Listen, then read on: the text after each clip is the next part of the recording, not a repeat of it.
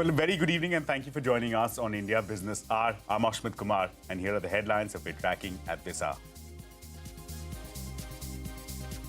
EdTech is struggling, Byju's is struggling. Please wait 6 months.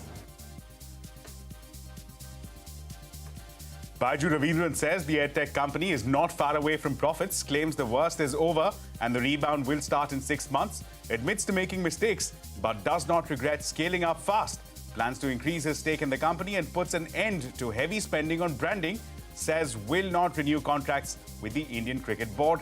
That's an exclusive. Paytm's Vijay Shekhar Sharma says the company will get to profitability much earlier than the stated target of September 2023, but says profitability will not come at the cost of manpower or business verticals, rules out an international expansion, saying there's enough to do in India. The lesson from 2022 has been to never underestimate the power of a stray bullet. JSW Group Chairman Sajjan Jindal is actively considering manufacturing a high-quality electric car, says the push could happen in 3 months and his team is actively looking at states to set up a factory. Adds that funding is not an issue and JSW does not need a partner. That's another exclusive. Bank of America CEO Brian Moynihan expects a mild recession in the US by the end of the year. 73% of global CEOs expect growth to decline over the next 12 months. That's the most pessimistic outlook in over a decade, according to a PwC survey. The government is learned to be considering lower income tax rates for the rich under the new tax regime to make it more attractive. Sources say a final call will be taken by the Prime Minister's office. Another CNBC-TV18 exclusive, there's uncertainty over the longevity of incentives for electric vehicles. Government sources say the FAME subsidy scheme may not continue after the 1st of April next year. Adds that the government is also exploring extending subsidies only to EV companies with very high levels of localization. RBI floats a discussion paper proposing stricter rules on provisioning for loans. Banks must start providing for loans from the first sign of trouble and not after they have turned sour. The new rules may come into effect only after a couple of years, but PSU bank shares sulk in trade, fearing a hit of profits. China's population shrinks for the first time in 62 years, leading experts to believe the country has entered an era of population contraction. Its GDP growth slows to a 47-year low of 3% in 2022. JP Nadda's tenure as BJP president is extended till the next general election end in 2024. Home Minister Amit Shah said that decision was unanimous. Union government officials meet the gaming industry representatives for consultation on draft online rules. Industry seeks list of do's and don'ts for self-regulatory organizations. Government says industry bodies can't double up as self-regulators.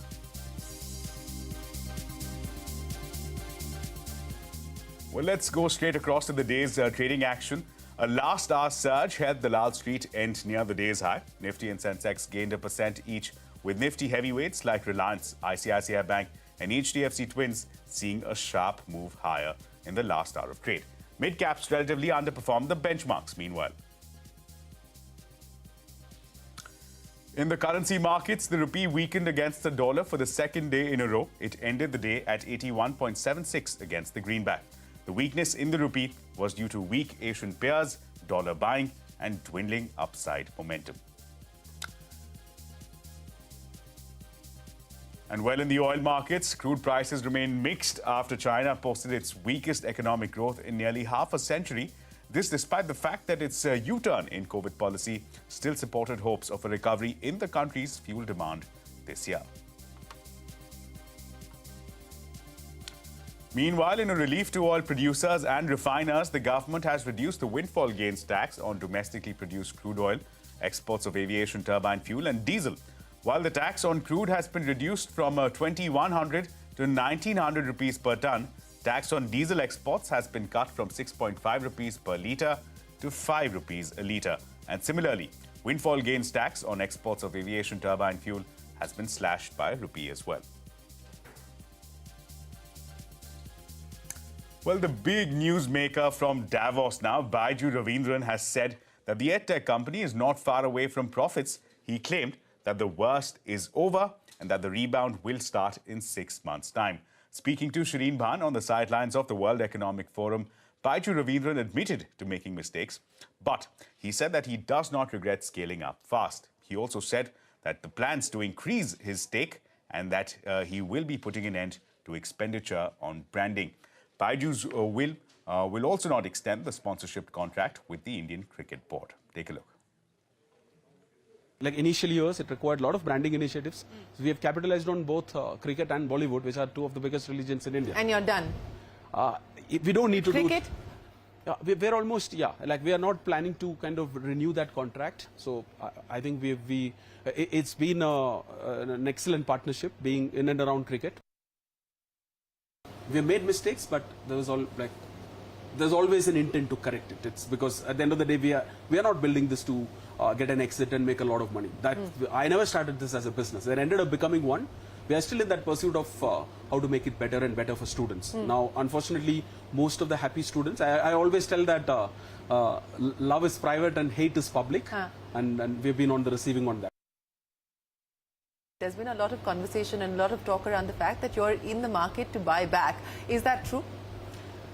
The team is right that in terms of increasing ownership, and that's aligned with how will you run something for next 20, 30 years. You need to have, it's not just about having contractual rights, like having more skin in the game than anyone else is important. If you are just building this for next 5 years, get an exit and do something else, maybe not, right? Like it's by increasing the ownership, it's not that I'm getting additional rights, but the team of increasing the ownership, I've been buying actually. If you see, we have increased our ownership by over the last 12 months, we have only increased the ownership. And that's true. It's not just that, because like, I'm not talking on my behalf, right? There is a large team of people who've been, like the 6 founding partners who started with me in 11 years have been there till now. It's a big responsibility. We're not that far away from achieving at group level profitability because that's not been the focus for the last 2 years. If you take a look at our numbers, you will see that from 2015 to 2020, we have moved in the right direction. And then we made all these acquisitions, and a lot of these costs are one-time acquisition costs, apart from the revenue recognition change. And both made FY21 numbers, they look a lot worse than what actually it is, which you will see that the losses are getting almost halved in 22. Not that far away from profitability, and how far away from an IPO? Because you decided to shelve those plans as well. Like everyone else, it's like the IPO markets are shut right today. So we'll wait for the macro to improve before we look at the parent company IPO. We're exploring other options because we do have businesses within. As I mentioned, that it's not a single business, single market anymore. We have 6 strong businesses, all of them like our segment leaders, all but one are segment leaders. What, IPO Akash? So we are exploring all options. You will see some good news coming soon. By when? In the next 2-3 months. In the next 2 to 3. You will see the announcement. Okay, and is that the most likely option at this point in time? We are exploring. We have not finalized. What are some of the options that you're considering? Like IPOing some of the subsidiaries which are IPO ready and are standalone businesses. We are exploring. Almost everyone whom you would have met 10 years back are still there. So it's a, like people say that you feel lonely at the top. I don't feel that way. It's been challenging, although I am not romanticizing the last 6 months, for sure. But the worst is over, and it's just a matter of time before. If people are thinking that the EdTech is struggling, Byju's is struggling, please wait 6 months. Well, you can catch that full interview with Baiju Ravindran at 9:30 p.m. right here on CNBC-TV18. Well, from one newsmaker to another, Paytm's Vijay Shekhar Sharma says the company will get profitability much earlier than the stated target of September 2023. Speaking to Shireen Bhan at Davos, Sharma also added that profitability will not come at the cost of manpower or business verticals. When asked about the recent stake sale by Alibaba, Sharma said that Paytm top brass were not informed about it. He also ruled out an international expansion, saying there's enough to do in India. And when asked about the lesson from 2022, Sharma said, and I quote, "Never underestimate the power of a stray bullet." definitely looking at free cash, profitability, very much visibility, and we have, like I said a number of times, that we have said that it is going to be far before than what we have said. But we are not looking at anywhere anything reducing because of that. So lucky to have a business line item that is growing so nicely, and lucky to have a business that addresses large profit pool, and hopefully lucky to become publicly announcing profitability sooner than what we. What is sooner than what you I expect? publicly quoted next September, meaning Q2 of next year, and we just are finishing like a last quarter of third quarter of this year.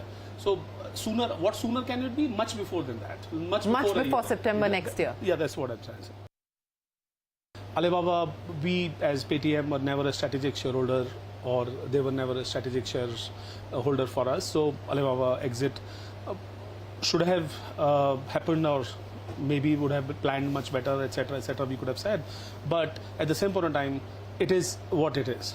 Alibaba has paired, I think, half of their ownership in the company, but Alibaba and Paytm never worked together as a business model. Are we looking at a full exit anytime soon? They don't talk to us like that, so we don't have any information. In fact, I want to share one of the very interesting surprise. We got to know it is Alibaba after the aftermarket.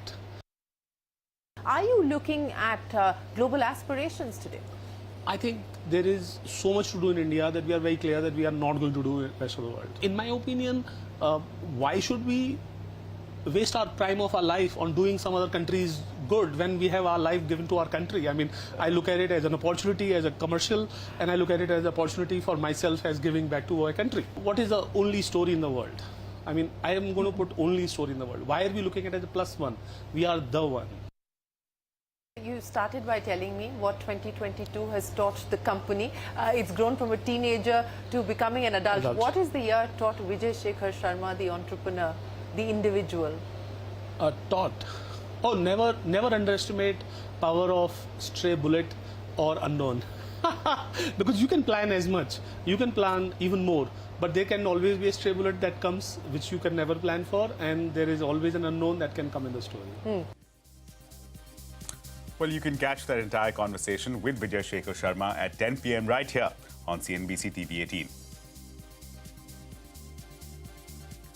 Well, more newsmakers from Davos. The JSW Group is actively considering a big bet on electric vehicles. That's the word coming in from Group Chairman Sajjan Jindal. Speaking to Shireen Bhan, Jindal said that he's looking at states to set up a factory to make a high-end electric car. Jindal also added that funding is not a problem and that the JSW Group is also not looking to find a partner. I believe that EV is the wave of the future for mobility, and you know, I gave up at that time thinking that all the auto majors would go in a big way in the EV, but you know, I realized that after 4 years of giving up the EV segment or giving up the idea of going into the EV, not much has happened in India, so therefore I'm kind of contemplating to re-enter that phase. Two-wheelers or cars? No, it'll be a car, very high-quality car, because India we don't have a high-quality EV right now, and the global majors are coming out with very quality EV cars, and therefore I believe that that's a segment, that's an area where JSW Group can play an interesting role. Okay, so back on the table as an active consideration. As of now, yes. By when do you hope to finalize, yes or no? No, yes and no, I think next 3 months. Oh, okay, as early as that. Yeah. What is holding you back? No, not really. We are just studying the landscape, studying the technology, and looking at where we would like to build it, which part of India. So, yeah, so these are the things that is under discussion at the moment. Okay, so if it goes through and you sign off on it, what is it going to mean in terms of ballpark investments? You said that you don't need necessarily a partner, but would it make sense to have a partner on board? Is that something that you may want to reconsider? Not really. We have thought about it, and now the technology is readily available, so there is really no need to bring in any partner. And what I want to do is to bring in a product where we Indians can feel proud of, and we would like to export that product out of India. to European market and to the most developed market, auto market in the world. Well, the Reserve Bank of India has issued a discussion paper proposing stricter rules on provisioning for loans. The paper proposes that banks must start providing loans when they sense the first sign of trouble and not after the loans have turned into non-performing assets. Former RBI Governor Raghuram Rajan told Shireen Bhan that it was time for Indian banking regulations to match global standards. If you've seen the RBI discussion paper that was put out only yesterday, but on getting Indian banks to move to a expected loss model, and the concern is whether that would mean that provisions move higher in the short term. Of course, this is only a discussion paper at this point in time, but this is what the US is already doing. Do you think that this is the right approach? That is global practice. And I think in general, Indian regulators should move towards global practice, because that is what gives regulators elsewhere the confidence to treat Indian banks as they expand their global presence, to treat them on an equal footing with their own banks. I think India should expand financial services across the world, but it's very important, therefore, that Indian regulation come up to global standards as far as these norms go. The Reserve Bank of India has also said that the likely reversal to the old pension scheme remains a major risk for many states. In its latest report on state finances, RBI has also said that reversal to old pension scheme will postpone current expenses of states to future, accumulating unfunded pension liabilities in the coming years. This after states like Chhattisgarh, Rajasthan and Punjab recently reverted to the old pension scheme. The government, meanwhile, is learned to be considering lower income tax rates for the rich under the new tax regime to make it more attractive. Sources tell us that a final call will be taken by the Prime Minister's office. Timsy Jaipuria now joins us with more details. Timsy. Well, that's right. What sources are telling CNBC-TV18 is that the government may sweeten the new direct tax regime, which was announced in 2020, to push towards its early adoption. Finance Ministry is considering reducing tax rates at the higher slabs of the regime, which are currently at 30% and 25%. Also, Finance Ministry is in talks with PMO to push these reduced rates in the new direct tax regime, and a final call is yet to be taken. Just to give a backdrop, well, Economic Advisory Council's Vivek Debroy had pitched the need to shift to the new direct tax regime to the PM in November. Task Force report on simplification of direct taxes headed by Akhilesh Ranjan had pitched for lower tax rates and a fewer slabs, and also former Revenue Secretary Tarun Bajaj had told CNBC-TV18 that a complete rethink and reinvention of personal IT, that is the personal income tax regime, is needed, is actually the need of the hour, is what he said in his personal capacity and not as a Revenue Secretary. He also said that India must move to a single regime and not have two parallel regimes, that is the old regime and the new regime. So let's see whether government decides to bite this bullet this time, because last time also they were wanting to sweeten the deal, but they could not. So let's see whether Finance Minister Nirmala Sitharaman is all set to announce this relaxation in the upcoming budget on 1st of Feb. Back to you. Right, Timsy, thanks a lot for that update. We're just a fortnight away now from perhaps an answer to that question. Moving ahead now, launched in 2019 for a period of 3 years, the second phase of the FAME, or Scheme for Faster Adoption of Manufacturing of Electric Vehicles, is set to expire on 31st of March 2024. Now, the scheme, with a 10,000 crore P outlay, has incentivized sales of 8.2 lakh vehicles so far. Now, while the industry is unanimous in the view that current levels of subsidies must continue till at least 2030, the government currently is not keen on continuing subsidies for a third time. Parikshit Luthra joins us with these exclusive details. Parikshit. That's right. There is a question mark on whether incentives under faster adoption and manufacturing of electric vehicle scheme will continue after 31st March 2024. Sources tell CNBC-TV18 that the government currently does not see merit in extending subsidies under FAME for a third time or making a fresh allocation. The reason is that the government believes that the ACC PLI, PLIs for vehicles and components, and existing subsidies have already incentivized different aspects of the electric vehicle value chain. Sales of private electric cars have increased without incentives and are still increasing. One view is that if subsidies have to continue, then they should only be for R&D into advanced battery technologies apart from lithium-ion, such as sodium-ion, aluminium-ion and zinc-ion. Secondly, government is also exploring the possibility of keeping subsidies only for electric vehicles with very high levels of localization from 50% currently. That's why the phased manufacturing program may also change. Another reason why the government is not keen on extending subsidies is that the PLI scheme and battery swapping policies are set to bring down the overall vehicle cost. Officials also want the EV industry to take advantage of local cell manufacturing in India, which they feel will bring down the battery cost. But no final decision on extending or ending the famed subsidy scheme for a third time has been taken. Sources say a call will be taken in the second half of 2023. Right, Pariksha, thanks a lot for that update. With that, it's time now to slip into a very short break. But coming up next, Union Government